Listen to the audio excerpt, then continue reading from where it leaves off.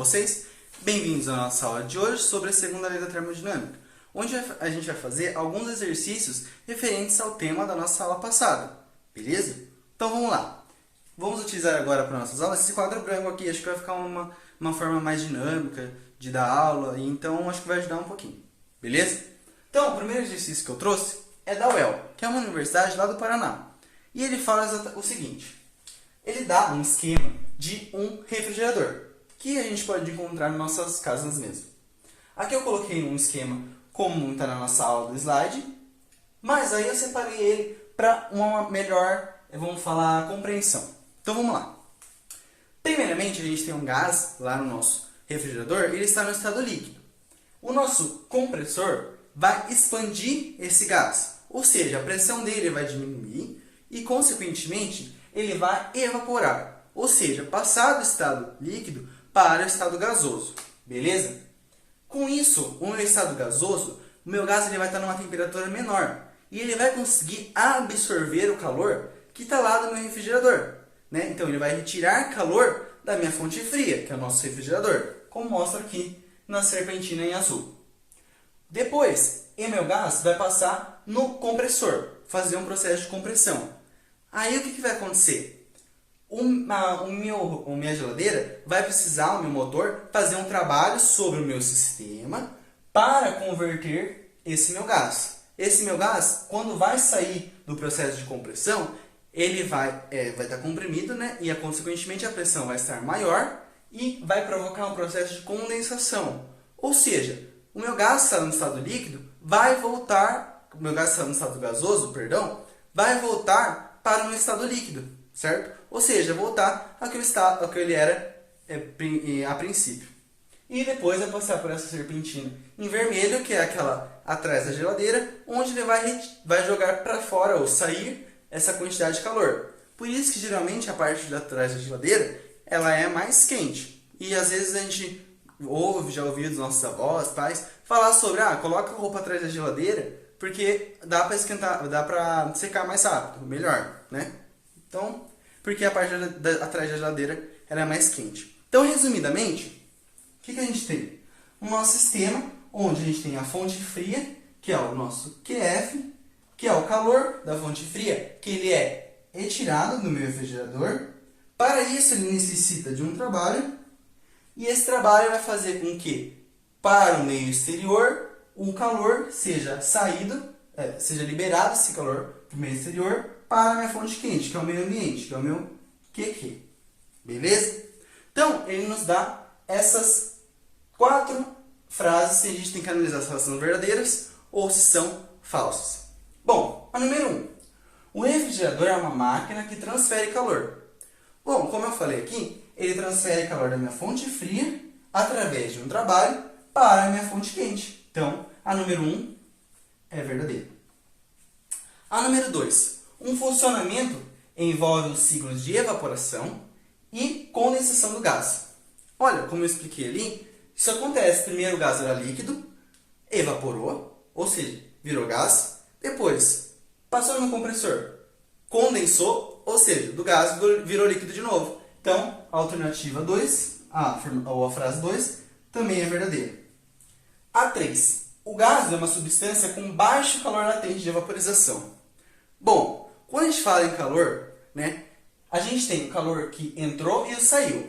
Então, a gente volta na nossa forma da segunda lei da termodinâmica, onde fala que o trabalho é a quantidade de calor da minha fonte quente menos da minha fonte fria. Passando da minha fonte fria para cá, a gente percebe que o calor retirado da minha fonte fria mais o trabalho é igual ao calor da saída da minha fonte quente. Então, pensa comigo. Se eu retiro mais calor quente do meu sistema, significa que eu quero, como é o objetivo no refrigerador, estar resfriado melhor lá dentro, certo? Ou seja, se eu tenho um Q maior, eu não vou precisar de um trabalho menor, ou seja, meu motor vai precisar fazer um trabalho menor e os ciclos, como é um funcionamento em ciclo, não precisar tantos ciclos para esse problema, já que o meu refrigerador ele tem um melhor, vamos falar, ele retira calor melhor do que alguns outros refrigeradores, perfeito? Então, para isso, o meu calor latente não tem que ser menor, Lembra? Ele tem que ser maior. Porque lembra da fórmula do calor latente? Ó, que latente é igual a M vezes L. Se esse meu calor latente for maior, o que vai acontecer? Ele vai conseguir retirar mais calor da minha geladeira e, consequentemente, precisar de menos trabalho para realizar ciclos. Então, essa alternativa aqui é falsa. E, por fim, 4. O processo de do refrigerador, ou de refrigeração, realiza trabalho ao retirar calor da minha fonte fria e transferir para a minha fonte quente. Ora, isso é verdade, porque eu retiro uma quantidade de calor da minha fonte fria, realizando trabalho sobre o meu sistema e transferindo para a minha fonte quente, certo? Meu FQ, ou quantidade de calor QQ. Então, a minha alternativa 4, ela também é verdadeira. Voltando agora no segundo exercício nosso, vamos pegar o embalo do exercício anterior, que foi da UEL, e fazer um exercício do Enem. Bom, ele basicamente fala das mesmas coisas do refrigerador e tudo mais. Só recordando rapidamente, um refrigerador ele pega o calor da minha fonte fria, realiza o trabalho sobre o meu sistema e uma quantidade de calor vai para o meu exterior, para a minha fonte quente. Beleza? Resumidamente é isso. E ele quer saber como que essa transferência de energia vai acontecer. Ele dá um texto lá para a gente ler, explicando a geladeira e tudo mais, e ele dá essas alternativas que a gente vai analisar agora. Beleza? Então vamos lá. A alternativa ela fala o seguinte. A expansão do meu gás é um processo que cede energia necessária ao resfriamento da parte interna da geladeira. Bom, lembra do meu processo de expansão? O meu gás estava líquido, passou para o gasoso e, no caso, expandiu, né? Porém, esse processo não vai ceder energia. Lembra que nesse processo o meu gás vai captar ou absorver energia da minha fonte fria, do meu refrigerador. Absorver todo o calor que está lá dentro, certo? Então ele não vai ceder energia, ele vai sim absorver. Logo a letra A está errada. Vamos para a letra B. O calor flui de forma não espontânea da parte mais fria no interior para a mais quente no exterior. É isso, basicamente o esquema de um refrigerador ele faz isso. Capta o calor da fonte fria, transfere para a minha fonte quente. Então, a B é correta. Vamos analisar as outras. A letra C fala que a quantidade de calor da minha fonte fria é igual à da minha fonte quente. Ou seja, todo o calor que eu estou pegando na minha fonte fria vai ser transmitido para a minha fonte quente? Não, né? Por quê? É um processo que já não é espontâneo. Ou seja, esse processo ele não ocorre se não realizar trabalho sobre ele. Então, não existe um refrigerador que faz essa conversão de calor 100%. Tem que haver a realização de um trabalho sobre o meu sistema. Logo, a alternativa C está errada. A D. A eficiência é tanto maior quanto menos isolado termicamente do ambiente externo for seu compartimento do interior. Quanto menos isolado, ou seja, se eu abrir o meu refrigerador lá, colocar escancarado lá na minha cozinha, sei lá, vai ser melhor, ter mais eficiência? Não, né? Porque ele vai trocar de calor mais rápido com o meio e essa troca de calor vai perder a eficiência da minha geladeira e também vai danificar ela. A letra E, para finalizar, fala que a quantidade de calor que foi para minha retirada do meu sistema para minha fonte fria, para minha fonte quente, perdão, pode ser devolvida abrindo-se a porta, o que reduz o consumo de energia. Ou seja, se eu abrir a porta da geladeira, o meu consumo de energia vai ser menor e vai devolver meu calor. Ora, essa aqui com certeza é uma das típicas questões que você cai, você já fala, não é essa, né? Porque se eu abrir a minha geladeira, o consumo vai ser logicamente maior e não vai devolver o calor que estava retirado, que saiu do meu sistema. Logo, a alternativa correta é a letra B. Vamos fazer agora um exercício da UEPB, que é um exercício teórico também. Que ele fala o seguinte, ele dá um texto falando da segunda revolução industrial, onde começaram o desenvolvimento das máquinas e tal, falou de algumas máquinas lá de fiar, onde possibilitavam vários trabalhadores produzir os produtos em menos tempo, etc. E ele fala o seguinte, em relação às máquinas térmicas, de acordo com a segunda lei da termodinâmica, o que a gente pode ter como verdadeiro ou falso? Beleza? Então vamos lá. 1. Nenhuma máquina térmica operando em ciclos pode retirar calor de uma fonte e transformá-lo inteiramente em trabalho. Certo? Lembra que a gente viu que a nossa segunda lei da termodinâmica, a gente retira calor de uma fonte, só que precisa ter um trabalho e a gente não vai transformar esse calor inteiramente em trabalho. Uma parte tem que ser retirada para uma outra fonte, seja ela fria ou quente. Então, a número 1 está certo, devido a esse nenhuma máquina. Então, essa aqui é verdadeira. A gente já pode eliminar a letra A B, a C.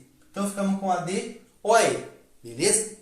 A 2. A segunda lei da termodinâmica se aplica aos refrigeradores, porque esses transformam o calor da fonte fria para a fonte quente. Certo também? Aí não está falando que uma parte precisa realizar trabalho. Mas o que ele está falando é que a segunda lei se aplica porque ela transfere calor da minha fonte fria para a minha fonte quente. Certo? Ela se aplica. Então a segunda lei é válida para os refrigeradores. Logo, o 2 também é verdade. Ficando apenas com a E. Então a gente já sabe que a E é verdadeira. Mas vamos ver por que a número 3 é falsa. O rendimento de uma máquina térmica que opera em ciclos pode ser 100%. Não. Lembra quando a gente viu em algumas leis da termodinâmica que o rendimento nunca vai chegar a 100%? Sempre uma parte vai ser transferida para o meio externo, que nem uma máquina térmica. Retira calor da minha fonte quente, uma parte transformada em trabalho. Ou seja, se tudo fosse transformado em trabalho, teria um rendimento de 100%. Mas como não acontece, sempre tem que ter um pouco, nem que seja mínimo, um calor distribuído para o meio externo. Então nunca vai ser de 100%. Logo vai ser falsa. A alternativa correta é a letra E. Vamos fazer agora um exercício que caiu na Unesp. Ele me fala, uma geladeira retira por segundo 1.200 quilocalorias do congelador, enviando para o ambiente 1.200 quilocalorias. E ele me pede qual é a potência do compressor da geladeira, considerando que 1 quilocaloria é 4,2 kJ. Então vamos lá, primeiro a gente vai anotar os dados que a gente tem. Quais são os dados? Ele me fala que uma geladeira retira 1.000 quilocalorias do congelador. O que é esse retirar do congelador? É nada mais é do meu QF. Ou seja, eu estou retirando uma quantidade de calor da minha fonte fria, que é o congelador. Então, são 1.000 kcal. E eu envio para o ambiente 1.200 quilocalorias. Então, é o meu QQ. 1.200 quilocalorias. Beleza? Ele está pedindo qual é a potência, que é o P. Qual é o nosso P? Então, vamos lá. Como a gente vai resolver esse exercício? Vamos aplicar na segunda lei da termodinâmica, que ela fala que o trabalho é QQ menos QF. Ora, a gente tem QQ, a gente tem QF. Então, basta substituir aqui. Então, o trabalho é 1.200 menos 1.000, resultando em um trabalho de 200 quilocalorias. Perfeito? Então, esse aqui é o nosso trabalho. Bom, ele pediu potência. Vamos recordar o que é potência? Potência é energia por unidade de tempo. Energia é dada em joule. Por isso, ou caloria também, mas nesse caso ele deu para a gente dar a resposta em joule. Então, como ele deu esse conversor, basta a gente pegar esse 1 quilocaloria e transformar para joule, que a gente já vai obter a resposta da energia diretamente.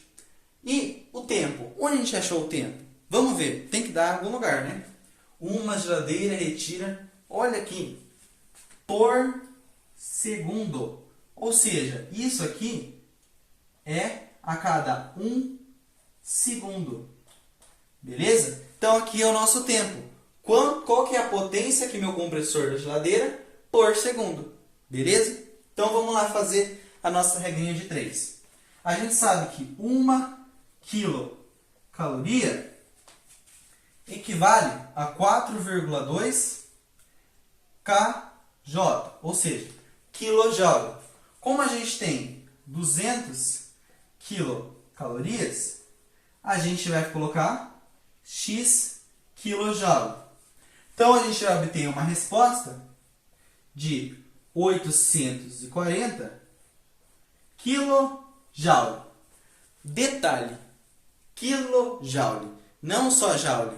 O que é kJ? O quilo é a unidade de milhão, de mil, né? Ou seja, é 840 vezes 1000. Então, para a gente colocar só o joule, a gente pega aqui que o trabalho, né, vai ser, em outra unidade, vai ser 840 vezes 1000. Ou seja, 840 mil joule. Esse aqui é o nosso trabalho. Agora a gente aplica aqui na fórmula da potência. Então a gente vem aqui, coloca aqui, o trabalho é 840 mil dividido por 1 segundo equivale a 840 mil unidade de potência watt. Para deixar a nossa resposta um pouco mais bonitinho, lembra que quilo é 10 à terceira, ou 1000? Então a gente coloca que é 840 kW.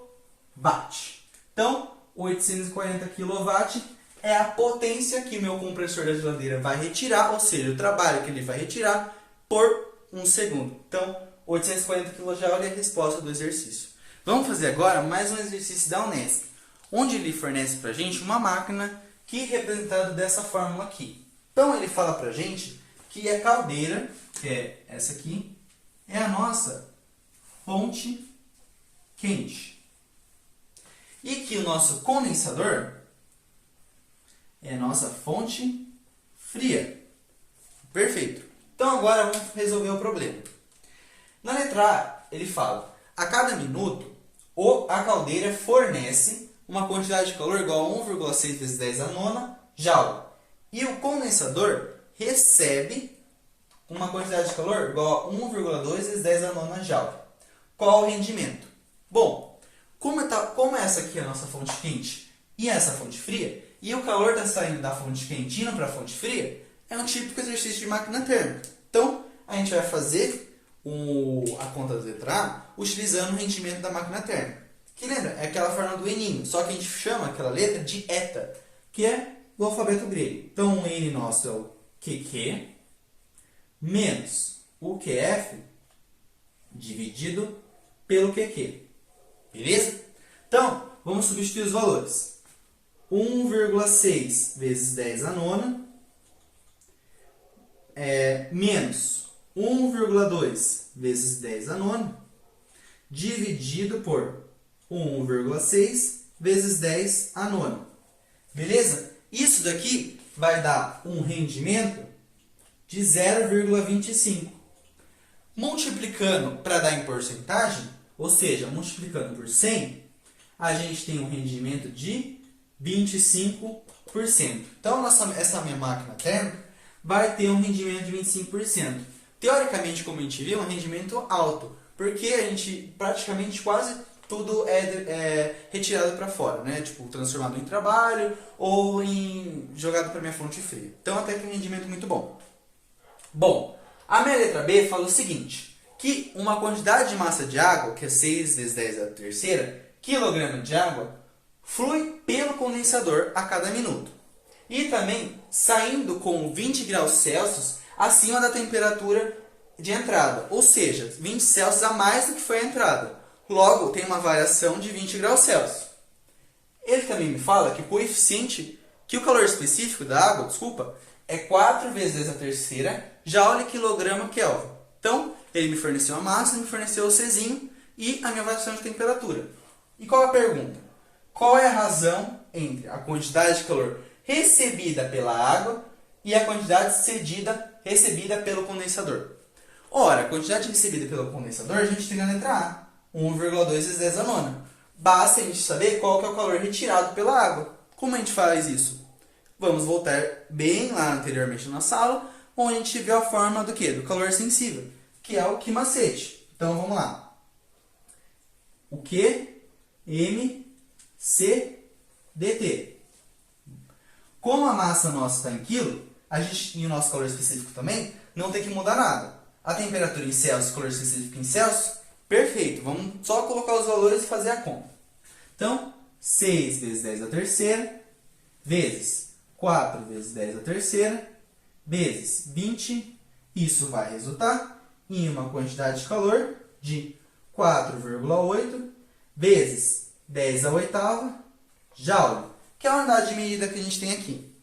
Bom, para fazer a razão entre um e outro, basta a gente dividir. Então, a razão vai ser o Q da água sobre o Q do condensador, né? Que ele quer saber. Então, o Q da água é 4,8 vezes 10 à oitava, dividido pelo Q do meu condensador, que é 1,2 vezes 10 à nona. Então, a gente tem que a razão entre o calor retirado pela água do refrigerador e o calor cedido pelo condensador é 0,4 de rendimento. Então, esse típico exercício da Unesp é um típico exercício de segunda fase, A e B, onde a gente tem que relacionar. A primeira questão, que é a letra A, sempre tem alguma informação que a gente vai utilizar na letra B. Então, a resposta da letra A, 25, que é o rendimento, e a razão é 0,4. Para finalizar, vamos fazer um exercício do ITA, que teoricamente é uma universidade que não é muito... muitas pessoas não são acostumadas a prestar, mas tem exercícios muito bons e às vezes até muito difíceis. Mas esse aqui é um exercício que a gente vai conseguir resolver juntos. Então vamos lá. Ele fala que um certo gás é obrigado a percorrer um ciclo da figura, que é essa daqui. Um gráfico de pressão por volume. Sabe-se que ao percorrê-lo, o gás absorve uma quantidade de calor Q1, certo? E ele pede qual é o rendimento desse ciclo. Bom, rendimento. A gente lembra, em máquina térmica, que o rendimento é o trabalho sobre uma quantidade de calor, que é o Q1. Como é a quantidade de calor que ele absorveu, então é a quantidade de calor da fonte quente, que é o nosso Q1. Basta a gente achar o trabalho. E agora? Ele tem esse gráfico, o que a gente vai fazer? Bom, lembra nas aulas anteriores, a gente viu uma particularidade que quando a gente tem um gráfico de pressão por volume, a gente tem o quê? A área desse meu gráfico, ela tem um significado. Então, a área do meu gráfico, ela é igual ao trabalho. Certo? Então, a área do meu gráfico é igual ao trabalho, esse W aqui. Então, se a gente fizer a área dessa figura, a gente acha o trabalho e só dividir pela quantidade de calor. Pronto, matamos o nosso exercício. Vamos lá, fazer o trabalho, que é a área dessa figura. A área de um trapézio, base mais base vezes a altura, dividido por 2. Então, a base maior, V2 menos V1, mais V3 menos V1, multiplicando pela altura, P2 menos P1, tudo isso dividido por 2. Vamos simplificar um pouquinho mais. Tá vendo que aqui tem V1 e V1, e os dois são negativos. Dá para a gente somar. Então, a gente vai ficar com V2 mais V3 menos 2V1 vezes P2 menos P1 dividido por 2. Então, esse é o nosso trabalho, certo? Basta a gente fazer o quê? Dividir por Q1. Então, o nosso rendimento é o trabalho dividido por Q1. Basta a gente pegar todo esse número aqui e dividir por Q1, que vai ficar multiplicando 2. Então, a resposta vai ser V2 mais V3 menos 2V1 vezes P2 menos P1 dividido por 2Q1. Então, essa é a resposta do nosso exercício. Aparentemente, um tanto quanto estranha, né? Porque não tem números, só letras. Mas quando um exercício ele é literal, ou seja, só tem letras sem números, então a resposta tem que dar em função das letras que meu exercício está fornecendo. Ele me forneceu o volume V1, V2, V3, a pressão P2, P1, a quantidade de calor Q1. Então, a nossa resposta, que é o nosso rendimento, tem que dar em função dessas letras. Se vocês observarem, todas as letras estão aqui. Então, essa é a resposta do nosso exercício. Então, galera, essa foi a nossa aula de hoje. Espero que vocês tenham gostado dos exercícios. Muito obrigado. Qualquer dúvida, vocês podem me chamar. E até mais.